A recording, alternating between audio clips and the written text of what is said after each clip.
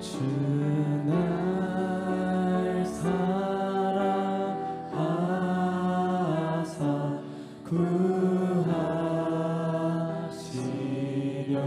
구하시려고 저 십자가 고난 당하셨도다. 그 가시관 쓰신 내 주 배우니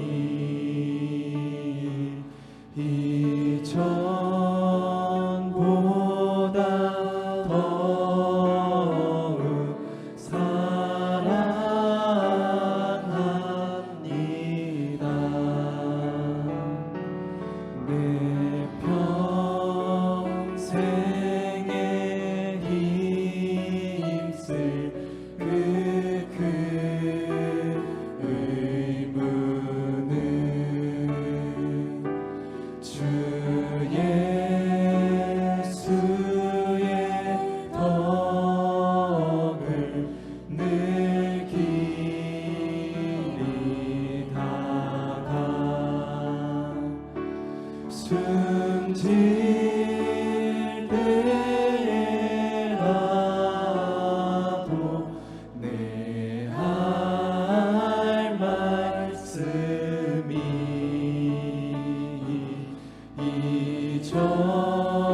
이전보다 더욱 사랑합니다.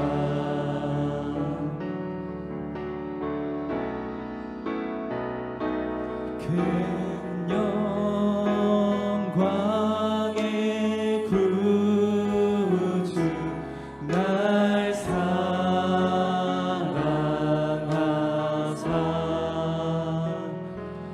그 풍성한 은혜 더하시리니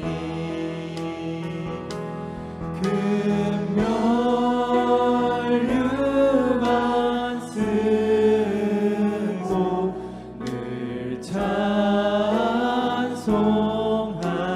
말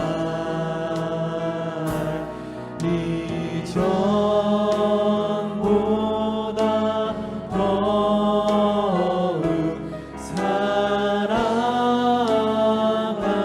사랑합니다. 큰 은혜를 주신 내 예수시니 이전보다 더욱 사랑합니다.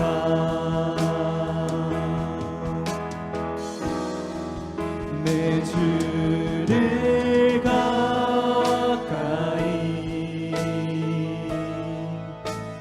더욱 가까이 주님을 가까이 함이 내게 복이라. 내 주를 가까이 더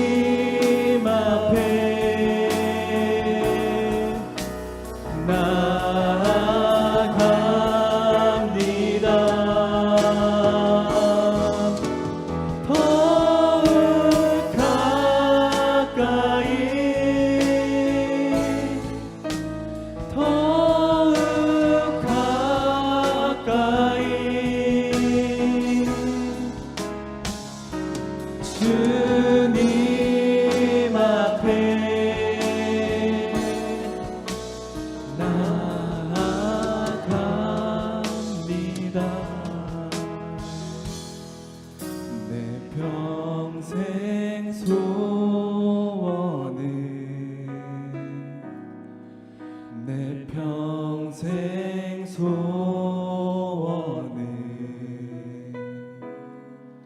영원한 주의 나라 안에 사는 것.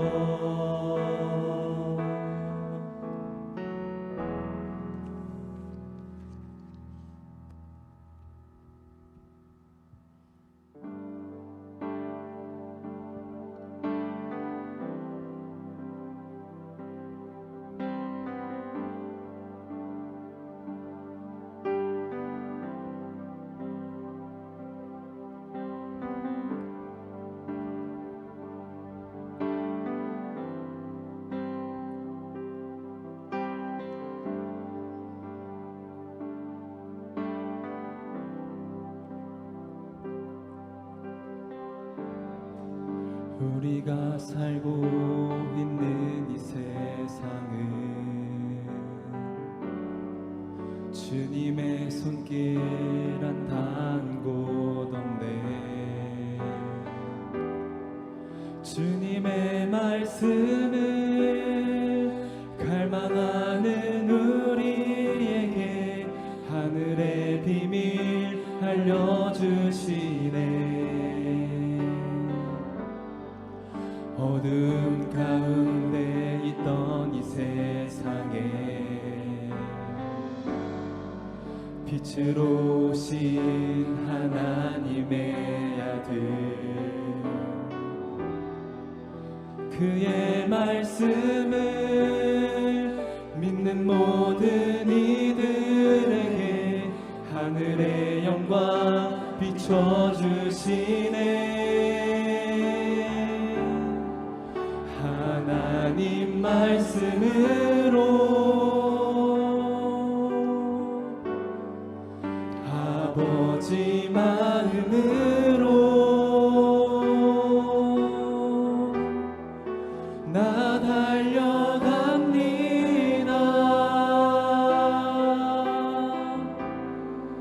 나 돌아갑니다.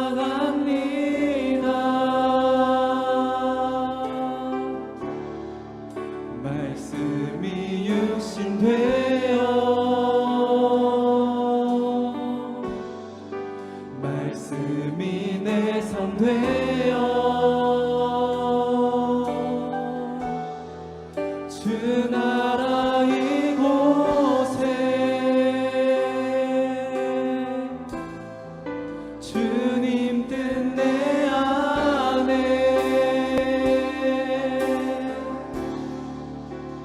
이루소서.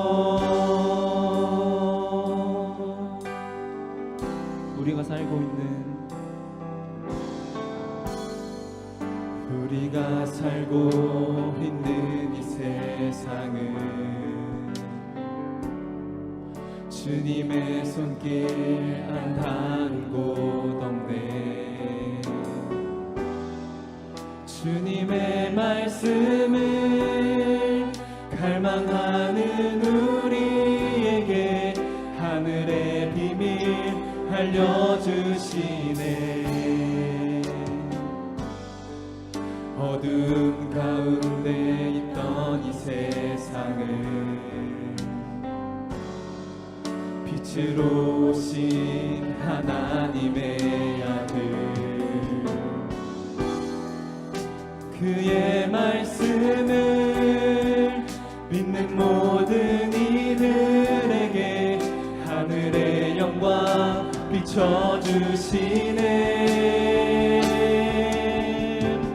하나님 말씀으로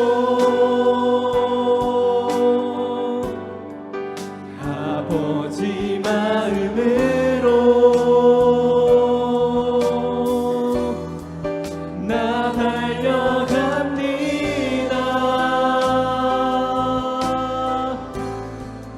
나 돌아갑니다.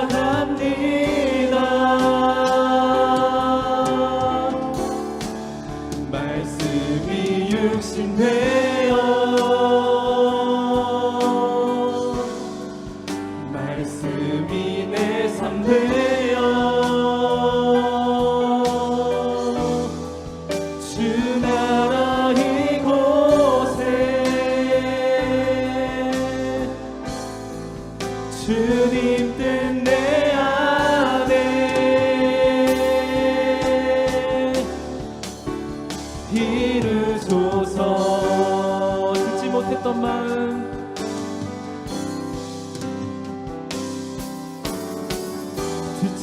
못했던 마음 주님의 성령 오셔서 보지 못했던 나의 눈 주를 보게 하시네. 듣지 못했던 마음 주님의 성령 오셔서 보지 못했던 나의 눈 주를 보게 하시네. 듣지 못했던 마음 주님의 성령 오셔서 보지 못했던 나의 눈 주를 보게 하시네. 듣지 못했던 마음 주님의 성령 오셔서 보지 못했던 나의 눈 주를 보게 하시네. 하나님 말씀으로 아버지 마음으로 나 달려갑니다.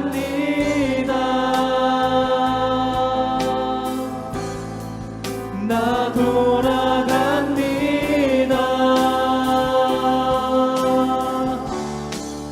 말씀이 육신 되어 말씀이 내 삶 되어 주 나라 이곳에 주님 뜻 내 안에. 다 같이 한번 하십니다. 하나님 말씀으로 하나님 말씀으로 아버지 마음으로 나 달려갑니다.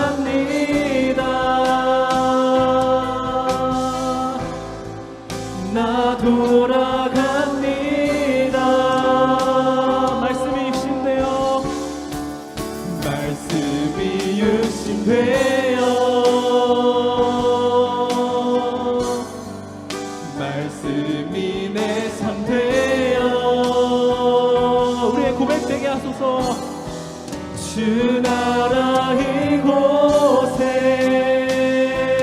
주님 뜻 내 안에 주님 뜻 내 안에 하나님 말씀으로 하나님 말씀으로 아버지 마음으로 내가 달려갑니다. 나 달려갑니다. 내가 돌아갑니다. 돌아갑니다. 말씀이 육신되어 말씀이 육신되어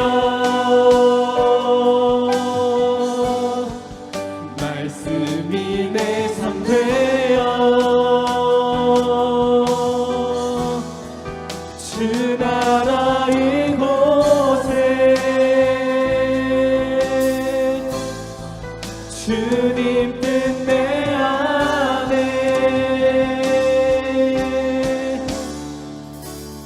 이루소서.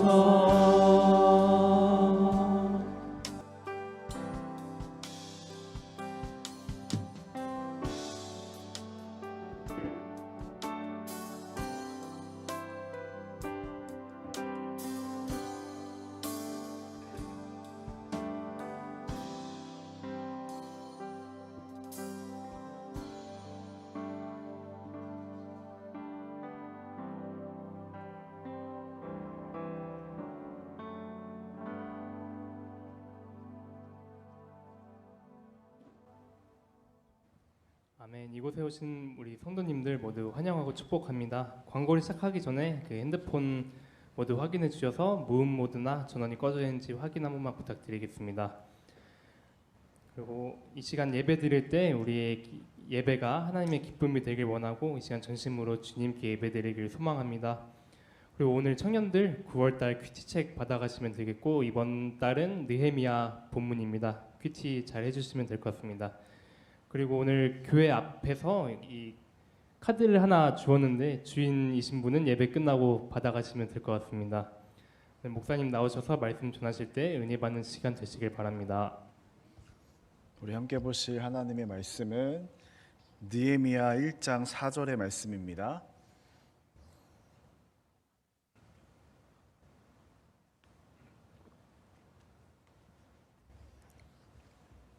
느헤미야 1장 4절의 말씀 우리 한 절 한 목소리로 우리 크게 읽도록 하겠습니다.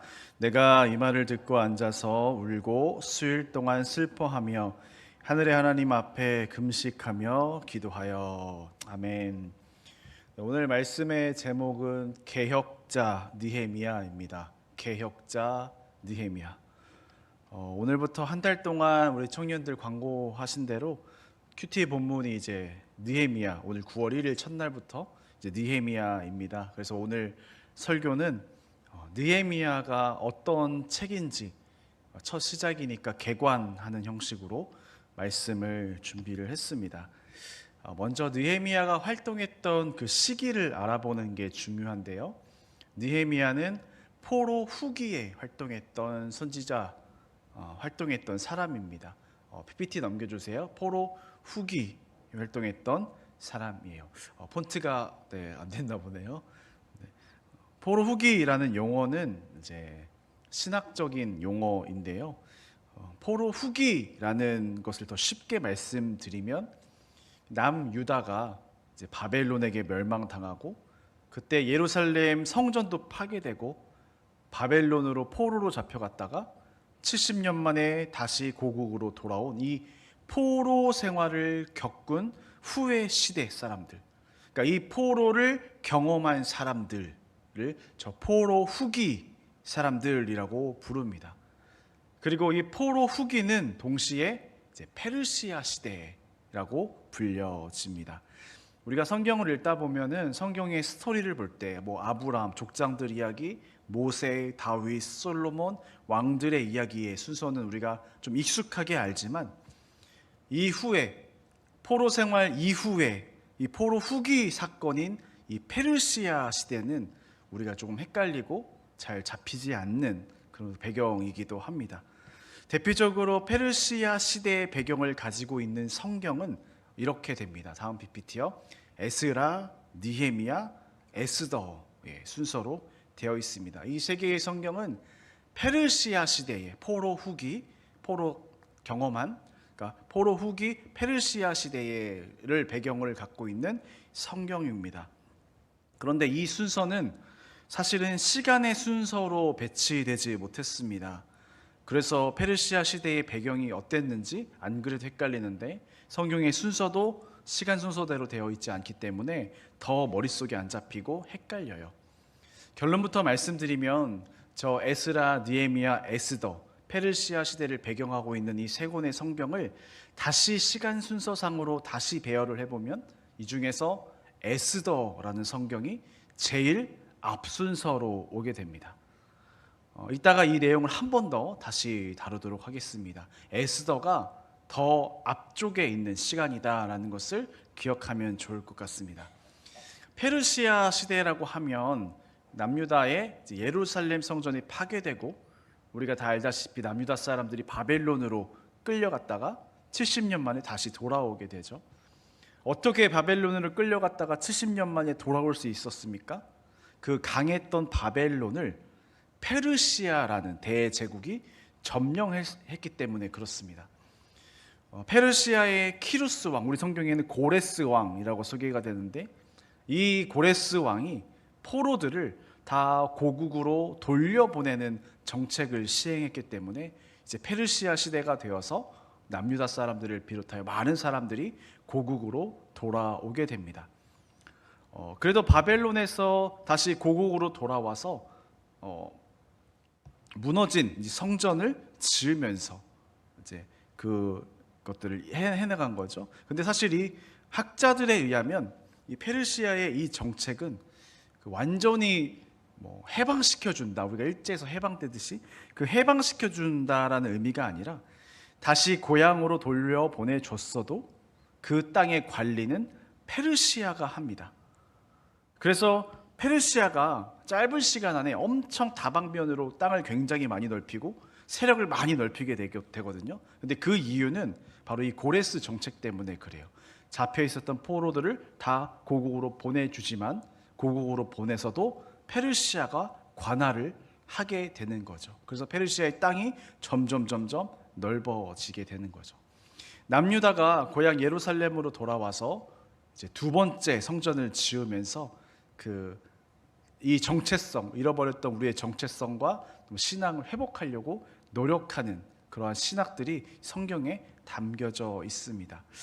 남유다 백성들이 바벨론에서 70년 포로 생활을 마치고 이 페르시아 고레스 정책으로 남유다 사람들은 이제 예루살렘으로 귀환을 하게 됩니다.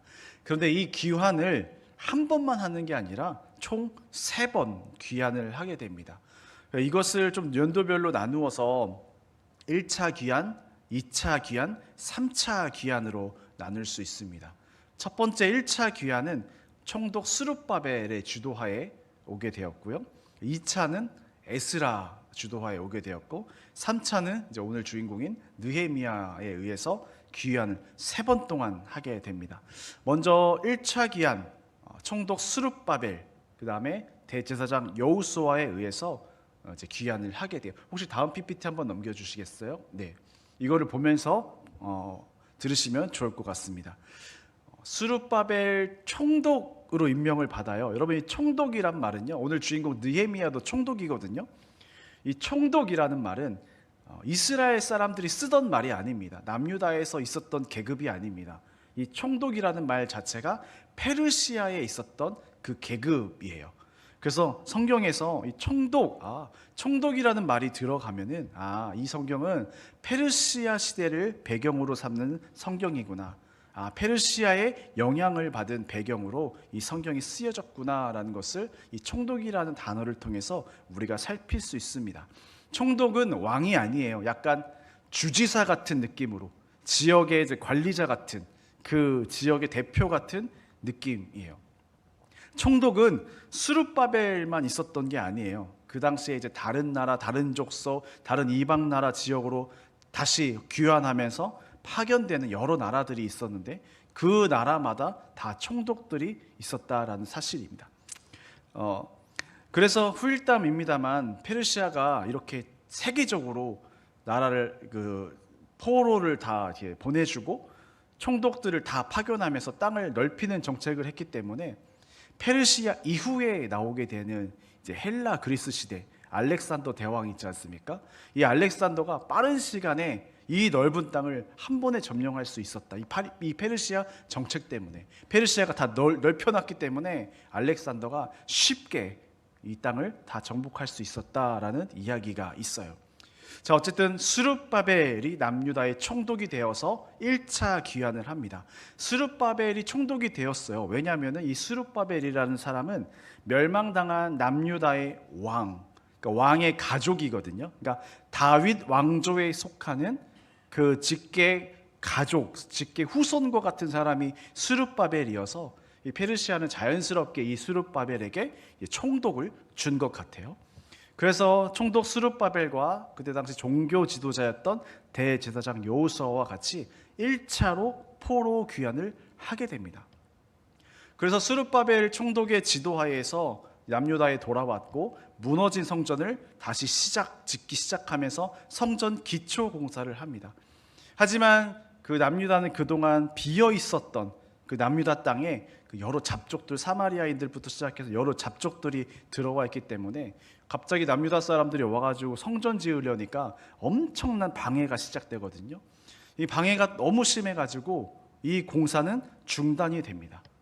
그리고 이 공사는 중단되어서 무려 16년 동안 중단되었고 방치가 돼 있었습니다.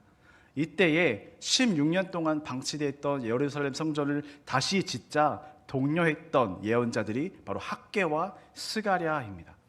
여러분, 성경 학개와 스가랴서를 보면은 학개는 약간 이제 직설적인 언어로, 그다음에 스가랴는 이제 비유법으로 남유다 사람들을 이제 독려해가지고 우리 16년 동안 성전 방치되어 있었는데 다시 짓자, 이렇게 독려해가지고 다시 성전을 짓기 시작합니다.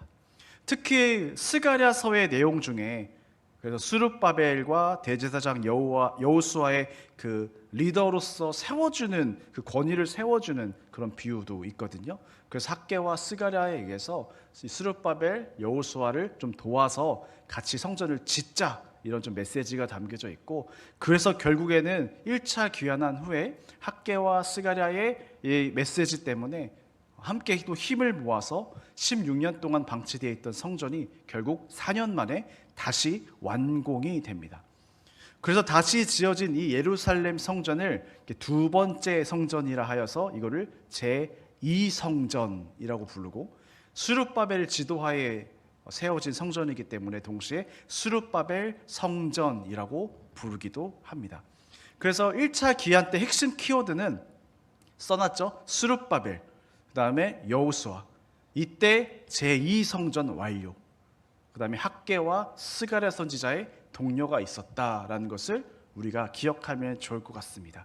자, 여기까지 잘 따라오고 계신가요? 제가 좀 말이 빠르죠? 원래는 저도 좀 당황했는데 설교문을 많이 수정을 했는데 다시 수정 전에 설교가 지금 제 앞에 있어가지고 굉장히 많이 당황한 마음으로 지금 하고 있지만 그래도 우리 잘 또 따라와 주시면 감사하겠습니다. 옆에 계신 분들과 함께 이렇게 인사 한번 나눠볼까요? 당신의 얼굴을 보니 잠이 확 깹니다. 이렇게 한번 더 인사 나눠보겠습니다. 잠이 확 깹니다. 약간 좀 졸리실 타이밍이어가지고요.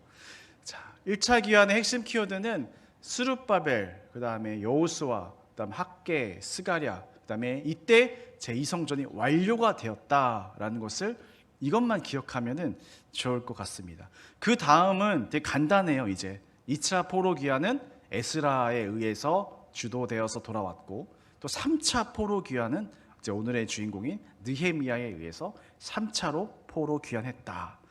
구약 성서의 이제 배열을 보면은 페르시아를 배경으로 하는 성경들의 순서를 보면 아까 에스라, 느헤미야, 에스더 순서로 되어 있다고 했죠. 그러나 시간 순서상으로는 뭐가 제일 앞으로 와야 된다고 말씀드렸습니까? 에스더가 제일 앞으로 와야 된다라고 말씀을 드렸어요. 이 에스더 이야기는 그렇죠. 1차 기환과 2차 기환 사이에 있었던 이야기입니다. 초록색 글씨 보이나요? 네. 에스더 이야기는 에스라보다, 느헤미야보다 앞선 1차 귀환과 2차 귀환의 사이에 있었던 이야기예요. 그래서 표를 이렇게 다시 한번 정리를 해 보았고요. 그럼 순서가 1차 귀환한 후에 스룹바벨에 의해서 1차 귀환한 후에 에스더 이야기가 펼쳐지고, 에스더 이야기 다음에 에스라에 의해서 2차 귀환을 했고, 그 다음에 3차로 느헤미야가 오게 된다는 것을 알게 됩니다. 그리고 동시에 우리가 페르시아 역사를 뭐 정확히는 알지는 못해도 저 순서만 알면은 저 파란 글씨 보이지 않습니까? 페르시아 왕들이 고레스로 시작해서 다리오, 그 다음에 오늘 오전에 에스더 이야기 들었죠. 아하수에로 왕과 에스더, 그 다음에 에스라 느헤미야 시대는 아닥사스다라는 왕으로 이 페르시아 왕도 이렇게 이어지는구나를 알면은 우리가 성경을 볼 때에 잘 기억할 수 있고 순서를 좀 알면은 스토리가 좀 더 재밌게 와닿는 부분들이 있습니다. 제가 지금까지 말씀드렸던 이런 개관 전체적인 스토리는 사실 성경 에스라서를 읽어보면은 나오는 이야기들이에요. 그러니까 에스라는 이런 역사의 흐름들을 짧게 이렇게 기록을 해놓았습니다. 과거부터 지금까지 우리가 왜 멸망했고 어떻게 멸망돼서 어디로 포로 갔다가 돌아와서 이런 일들을 한다라는 그러한 역사들을 간단하게 착착 설명하면서 에스라가 시작을 하거든요. 그래서 전체적인 이 포로 후기에 있었던 일들을 아시려면 에스라서를 한번 읽어보면은 이 큰 그림을 우리가 알게 됩니다. 2차 귀환했던 에스라는 학자 스타일이었던 것 같아요. 제2성전 스룹바벨 성전이 1차 때 다 완공이 되었을 때 이제 성전이 다 완공되었으니까 중요한 것은 사람들에게 이 성전에서 다시 예배하게 하는 것입니다. 그리고 다시 이곳에서 하나님의 말씀을 가르치고 교육하는 일이었습니다. 이 사명을 위해서 에스라가 온 것이고요. 과거에 있었던 우리 역사들을 그때 정리하면서 지금 이제 우리가 나아가야 할 방향들을 제시하는 그 비전을 선포하는 역할을 했었던 것이 이제 에스라이죠. 그러니까 에스라는 건축의 사명보다는 사람들의 어떤 무너진 신앙 상태, 그 정신 상태에 말씀을 넣어서 말씀으로 이제 힘내려고 했었던 사람입니다. 그런데 그러한 에스라의 노력에도 남유다는 여전히 힘들어했습니다. 제2 성전인 스룹바벨 성전이 완공되기는 했지만 과거 1성전보다는 시시해 보였고, 그러니까 에스라가 말씀 교육에 힘쓰기도 했지만 여전히 버거운 현실 때문에 백성들은 여전히 힘들어했고, 여전히 무너진 집들이 있었고, 성전은 다 지어졌지만 가난하게 사는 백성들이 있었고, 그러니까 도시 전체가 다 가난하고 여전히 무너져 있었을 시기예요. 이때 느헤미야가 오게 됩니다. 느헤미야가 예루살렘에 도착하니까 가관이었어요. 그런 모습을 지켜봅니다. 성전은 다 지어졌지만 여전히 초라했고, 예루살렘 도시 자체가 다 폐허가 된 것처럼 파괴된 모습이었어요. 제가 그림을 하나 가지고 왔는데요. 이 프랑스 화가, 판화로 유명한 분이래요. 구스타프 도레라는 화가가 그린 느헤미야 그림인데요. 저 그림을 보면은 무너진 건물들 앞에서 연기 나고 있죠. 저 폐허가 되어 있는 저 도시 앞에서 이제 충격을 받고 무릎 꿇고 기도하고 있는 느헤미야의 모습을 이제 상상해서 그렸습니다. 그러니까 폐허가 되어 있는 예루살렘 도시를 보고 굉장히 이제 망연자실해하는 느헤미야의 마음이 음산하고 또 침울한 그 애통한 마음이 잘 느껴지는 그림인 것 같습니다. 느헤미야가 백성들과 열심히 이제 일을 시작하고 공사를 시작한 것은 주된 업무는 이제 성벽을 짓는 일입니다. 성벽. 그런데 성벽만 재건한 게 아니라 느헤미야를 읽어보면은 소위 도시 재개발 계획이라고 하죠. 도시 계획. 그러니까 이 도시 자체를 아예 처음부터 끝까지 다시 계획하고 만들어 나가는 일들을 하는 모습들을 볼 수가 있습니다. 그러니까 다시 지어진 성전을 중심으로 1차 때 성전은 이미 지어졌잖아요.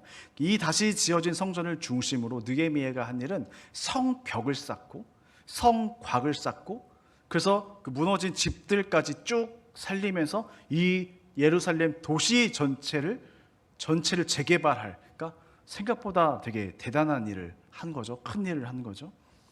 느헤미야를 우리 청년들이 이제 보면서 큐티를 할 건데요.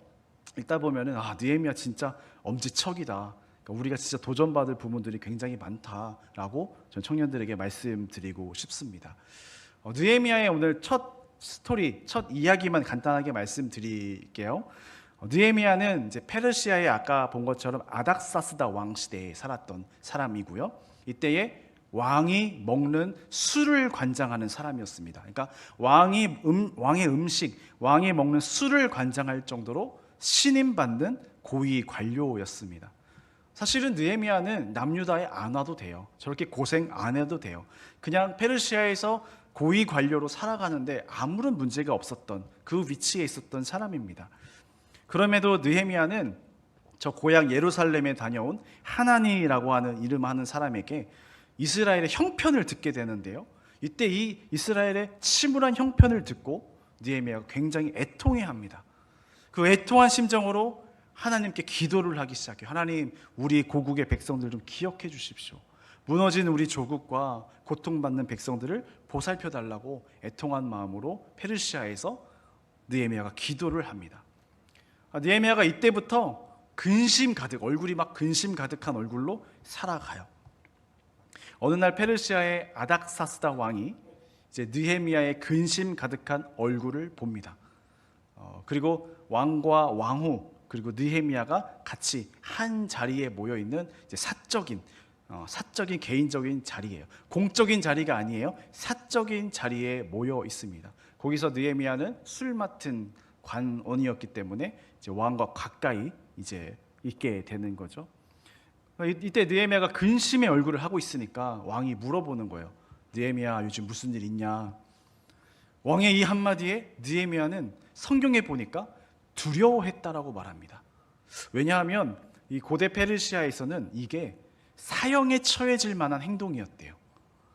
당시 술 관원은 이제 왕의 얼굴을 그 다른 신하들보다도 더 가까이서 마주 대하면서 모시는 그런 명예로운 직책이었어요. 그러니까 왕의 기분을 좋게 만들어야 하는 술 관원이었고, 그러니까 왕에게 항상 미소를 띄워야 됐고, 만약에 어두운 표정을 짓는다 그러면은 술을 즐기는 왕의 기분을 망치게 되는 심각한 불경죄에 해당되는 것이기 때문에 그때 근심 가득한 얼굴을 한다? 그거는 사형죄에 처해졌다라고 하더라고요. 이때 당시 왕이 물어봐요. 무슨 일 있냐? 깜짝 놀라서 두려워합니다.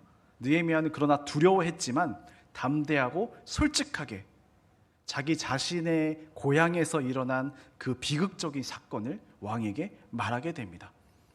그리고 왕에게 요청을 해요. 제가 고국으로 가서 내 백성들을 도울 수 있도록 왕에게 요구를 이것 또한 사실 사형죄에 처할 수 있는 정말 담대한 요구였거든요.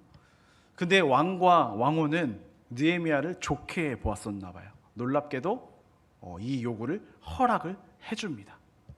그래서 드디어 느헤미야는 총독으로 남유다에 파견이 됩니다. 그리고 엄청난 실적을 올립니다. 저 무너진 성벽을 단 52일 만에 성벽과 성곽을 다 쌓아버립니다. 그리고 여기서 사명을 다하고 페르시아로 다시 돌아가지 않고 몇 년이나 더 있냐면 12년 동안 더 비자 연장해가지고 더 12년 동안 연장해서 남유다에 머물면서 무너진 도시 곳곳을 다 보수하면서 완전히 다른 도시로 도시 재개발 계획을 하고 그 일을 느헤미야가 담당하게 되는 거죠. 여기서 또 재미있는 것은 뭐냐면 이 총독이라는 단어예요. 총독이라는 단어는 아까 1차로 왔었던 스룹바벨도 총독이었는데 이때 총독이라는 단어는 보통 페하흐라는 단어가 사용이 됩니다. 그런데 재미있는 것은 느헤미야가 총독이라고 할 때에는 이 두 가지 단어가 사용이 돼요. 하나는 방금 말씀드린 페하흐고 또 다른 하나는 티르샤타라는 단어입니다. 사실 이 두 단어를 비교하는 것만으로도 느헤미야가 어떤 삶을 살았는지 우리가 알 수가 있어요. 먼저 결론부터 말씀드리면 이 두 단어의 제일 큰 차이점은 임시직과 정규직이라는 것입니다. 그러니까 먼저 티르샤타는 임시직입니다. 정식이 아닌 거죠. 아까 왕과 왕후 그리고 느헤미야가 사적인 모임이라고 제가 말씀을 드렸어요. 이 사적인 자리에서 왕은 느헤미야를 남유다로 보내기로 한 거예요.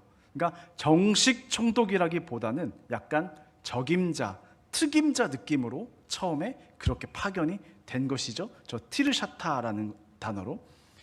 그래서 이 티르샤타라는 단어로 임시 총독으로 느헤미야가 남유다에 오게 되었고, 그래서 느헤미야가 남유다에 온 이 초기에 느헤미야를 지칭하는 총독이라는 말을 보면은 저 티르샤타라는 단어가 자주 사용이 됩니다. 저 티르샤타일 때 느헤미야는 52일 만에 성벽을 재건합니다. 여러분 이때 도비야와 산발랏이라는 그 사마리아 사람들의 방해가 심했는데요. 이들이 방해하는 내용들을 보면은 이런 방해들이 많았어요. 네가 무슨 특권으로, 네가 무슨 계급으로 여기서 우리에게 명령을 하느냐. 그러니까 자격 논란 태클이에요. 네가 무슨 자격으로 여기서 이렇게 하냐. 네가 우리 구역을 다스리는 정식 총독도 아닌데 이래라 저래라 명령하지 마라. 이런 거죠. 거부하는 거죠. 느헤미야 초기 때는 정식 총독이 아니었음을 우리가 알 수 있죠. 느헤미야가 52일 만에 성벽을 다 쌓아 올리고 다시 그러니까 정식 총독이 아니었기 때문에 다시 페르시아로 돌아가야 되는데 남유다의 모습을 보니까 여전히 집들도 무너져 있고 도시 전체가 다 수라장인 거예요. 그래서 계속 안타까운 마음, 연민의 마음이 계속 느헤미야에게 있었던 거죠.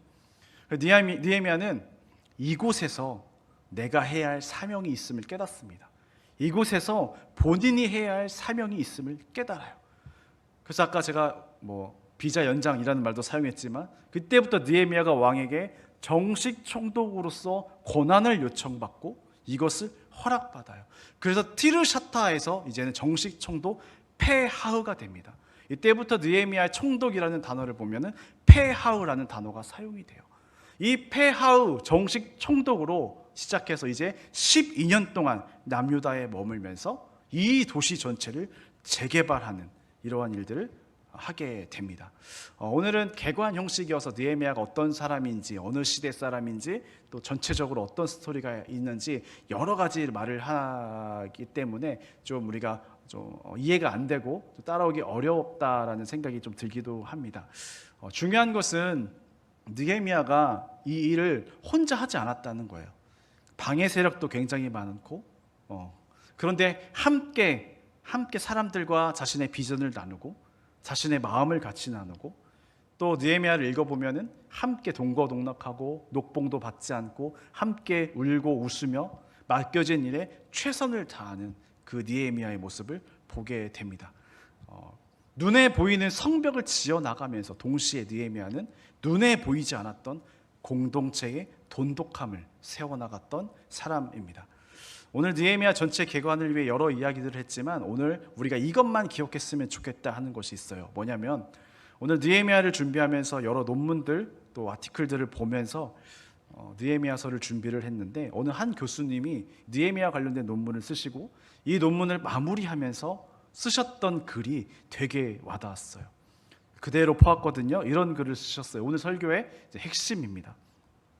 느헤미야는 본래 개혁자의 삶과는 거리가 멀었다. 페르시아 제국의 술 맡은 관원이라는 높은 직책이 그것을 말해준다.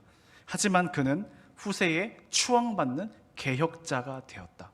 그는 개혁자로서의 삶을 산 것이 아니었으며 개혁자가 되려 한 것도 아니었다. 그는 단지 자신이 놓인 현재에 최선을 다했다. 그는 단지 자신이 놓인 현재에 최선을 다했다라는 말이 굉장히 와닿았습니다. 오늘 말씀의 제목은 개혁자 느헤미야입니다. 개혁자 느헤미야. 그러나 느헤미야는 본래 개혁자가 아니었습니다. 그냥 해야 할 일을 매 순간 하나님 앞에 부끄럼 없이 살아가려 노력했던 사람입니다. 이런 삶을 살아왔기에 후대에 우리는 느헤미야를 개혁자라고 부르게 되는 것입니다. 개혁은 단지 나에게 놓여진 이 현재에 최선을 다할 때 가능한 것 같습니다. 처음부터 대단한 일, 큰 일은 할 수 없습니다. 여러분, 역사적 위인들을 보더라도 내가 역사에 이름을 남겨야지 생각해서 이 일들을 한 사람은 아무도 없어요. 그냥 놓여진 본인들의 그 시대에 자신들이 무엇을 해야 하는지 그 신념대로 움직이고 최선을 다했을 때 역사는 이들의 이름을 기억해 주었다는 사실입니다. 말씀으로 우리의 현실을 오늘 살아낸다는 것, 여러분, 말씀으로 우리의 삶을 개혁하면서 살아나가는 것, 여러분, 이것은 큰 기적의 사건이 우리에게 넘친다는 뜻이 아니에요. 우리에게 늘 간증거리가 넘치는 일들이 많아진다는 것이 아닙니다. 큰 감동이나 감격의 순간이 매 순간 있다라는 말이 아닙니다. 여러분, 느헤미야 이야기에서 하나님의 기적은 단 하나도 없습니다. 하나님의 기적과 도우심에 대한 이야기는 단 하나도 없어요. 그냥 느헤미야가 주어진 일을 사명을 품고 최선을 다한 것뿐입니다. 그게 느헤미야의 핵심 이야기예요. 우리에게 주어진 삶, 우리에게 주어진 현재는 각자 다 다릅니다. 삶의 자리도 다르고 능력도 다르고 형편도 다르고 다 달라요. 그렇지만 본인만이 그 자리에서 할 수 있는 무엇인가가 분명히 있음을 믿으시기를 바랍니다. 느헤미야는 애통한 감정을 하나님 앞에 기도함으로 그의 사명을 시작했던 사람입니다. 여러분, 하나님께 한번 이렇게 기도해 보십시오. 하나님, 나에게 놓여진 이 현재에 최선을 다할 수 있게 해달라고. 나에게 놓여진 나에게 주신 그 하나님의 그 인생에 내가 최선을 다해서 살아나가게 해달라고. 내가 하나님을 위해서 최선을 다해서 살아나가게 해달라고. 내가 하루하루 말씀을 가까이 하면서 가까이 하는 일에 최선을 다하는 삶을 살게 해달라고. 여러분, 이게 우리 말씀으로 개혁하는 삶이지 않겠습니까? 말씀으로 개혁하는 건 세상을 바꾸는 그런 큰 일이 아닙니다. 말씀으로 내 삶을 가꾸어 나가는 겁니다. 세상 사람들이 아무도 알아주지 않거든요. 그런데 하나님이 아시잖아요. 말씀으로 너가 살아가고 있다는 것을. 여러분, 우리가 이 말씀으로 내 삶을 개혁해 나가는 사람들이 되어야 합니다. 나에게 주어진, 나에게 맡겨진, 나에게 그 영혼들, 맡겨진 상황들, 주어진 자리에서 최선을 다하는 것이 하나님께 영광 돌리는 삶인 줄 여러분 믿으시기를 소망합니다.